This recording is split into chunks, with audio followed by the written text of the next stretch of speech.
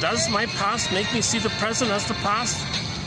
And I'm just kind of like recognizing the present in a practical sort of way where I can pay the bills and drive a car. I understand the present, but in terms of my motivation, what are my desires, what are my needs, what I'm looking for, relationships, how my attitude to people, and what am I doing, what's my real agenda, is that all past driven?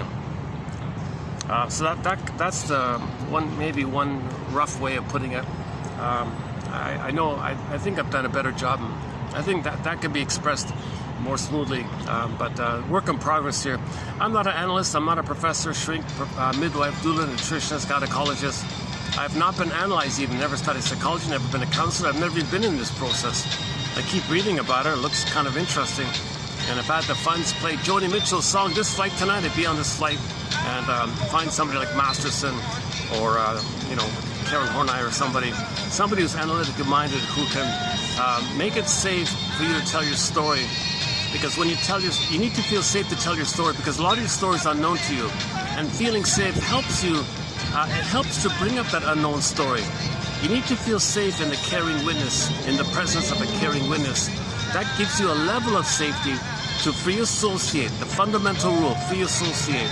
Say what freely comes to mind, and spontaneously, because you feel safe, stuff that you repressed, you were afraid to know, can now, in the safe container now, can come up like that.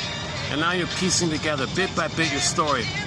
And when you can identify and make conscious that story, assimilate, understand that story, that's considered a healing because now you're going to be inclusive. You're not going to be haunted by some script, some traumatic script that's driving you. If you can be aware of the script, if that means you feel safe to identify the trauma. Now you have a cognitive appreciation that there was a trauma, and the safety leads to the emotional recognition. So it ultimately leads to catharsis, reaction, the firebird, the phoenix, the emotional knowing.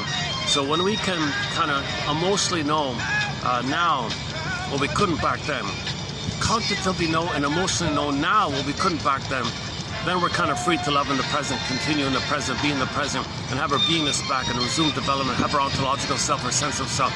Because the basic premise with relational trauma, interpersonal trauma, developmental trauma, weaning trauma, birth trauma, perinatal trauma, other kind of traumas, strain trauma, attachment trauma, is that the child's beingness got frozen.